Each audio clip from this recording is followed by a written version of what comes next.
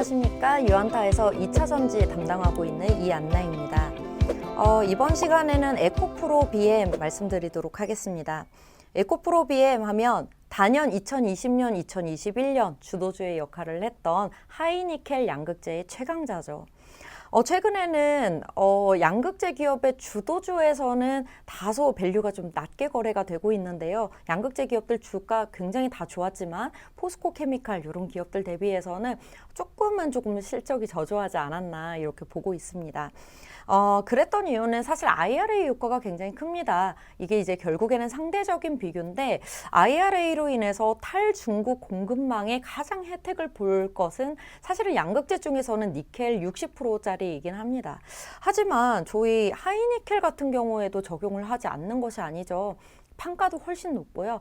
적용하는 것도 전부 다 이제 북미 공장에 가서 생산 능력을 늘리고 유럽에서도 확대를 시킬 거기 때문에 굉장히 안정적으로 고객사의 수주를 받으면서 높은 이익률을 형성을 하면서 외형 성장이 이어지는 대표적인 기업이다라고 보시면 될 것 같습니다.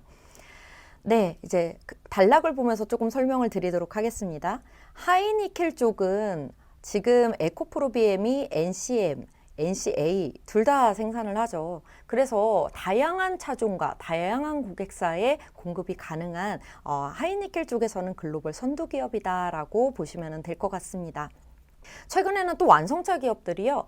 배터리 쪽에서 뭐 NCM 하나만 적용하겠다 아니면은 뭐 원통형 이런 거 하나만 적용하겠다 이런 흐름이 아니고 적용에 대한 배터리 자체를 굉장히 다각화하고 있습니다.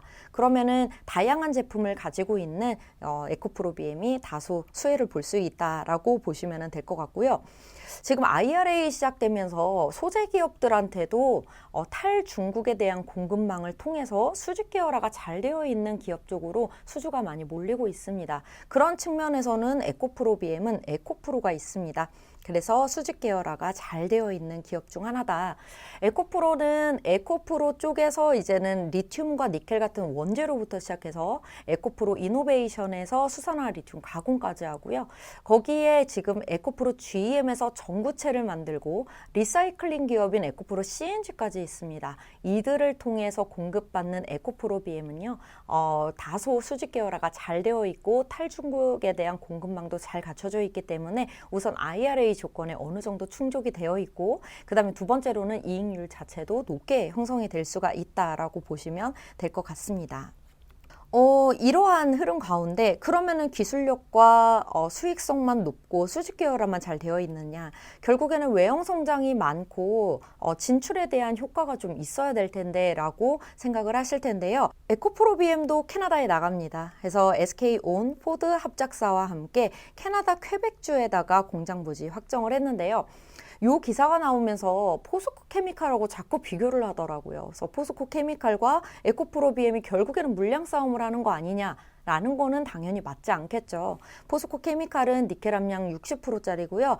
에코프로 BM은 니켈 함량 80% 이상짜리, 그래서 심지어 90% 이상의 니켈 함량 양극재를 공급을 하고 있기 때문에 저희 적용되는 부분이 완전히 다릅니다. 그래서 다른 포트폴리오를 가지고 있어서 그런 우려는 하실 필요가 없을 것 같습니다. 캐나다 쪽에서는 2023년 하반기에 착공이 시작이 될 거라서요. 이제 그 이후에나 이제 캐나다 물량은 좀 들어오게 될 것이다라고 보시면 될 것 같고, 하지만 우리가 미국 진출에 대한 이런 구체적인 부분이 등장을 했다라는 것 자체가 우리가 해외까지 이제 성장성을 넓힐 수 있겠구나. 그리고 그를 통해서 북미 쪽 생산 공장을 넓혀가는 완성차나 셀 기업들의 수주가 몰릴 수 있겠구나. 이렇게 예상을 해보시면 될 것 같습니다. 유럽 쪽에도 공장이 있습니다. 그래서 헝가리 양극재 공장에서요 10만 톤 규모로 지금 삼성 SDI하고 이제 독일의 BMW 쪽에 공급을 할 예정이고요.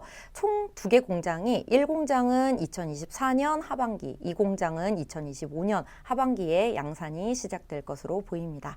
그래서 미국, 유럽, 우리나라까지 전부 다 공장을 확대시키면서 외형 성장이 기대되는 기업입니다.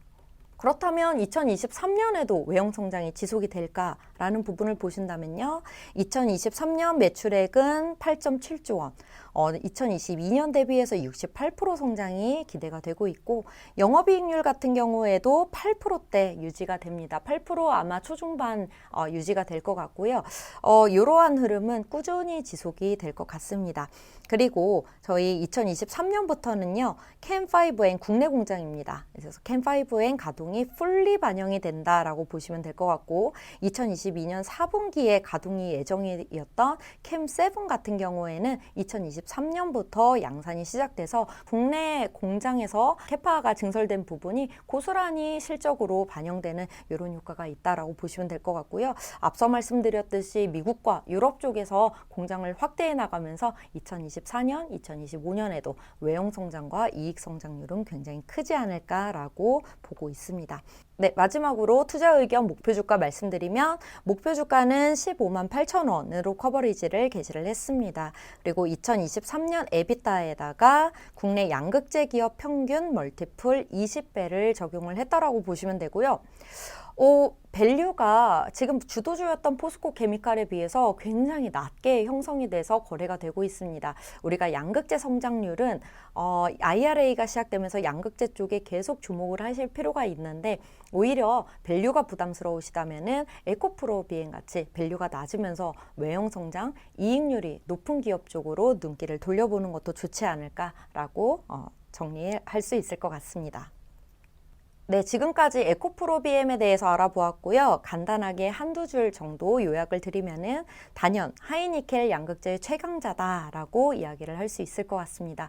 그리고 단순히 이익률과 수익성뿐만이 아니고 이 수익성을 뒷받침할 수 있는 미국과 유럽 쪽의 공장 확대까지 이어져서 2023년에서는 국내 공장의 증설 효과, 그리고 2024년, 2025년에서는 미국과 유럽의 공장 증설 효과가 외형으로 고스란히 반영이 되고 하이니켈 기업이기 때문에 이익률도 굉장히 높다. 그리고 지금 양극재 기업 중에서는 밸류가 낮게 형성되어 있는 편이다 라는 부분이 에코프로비엠의 투자 매력도를 높여주는 것 같습니다.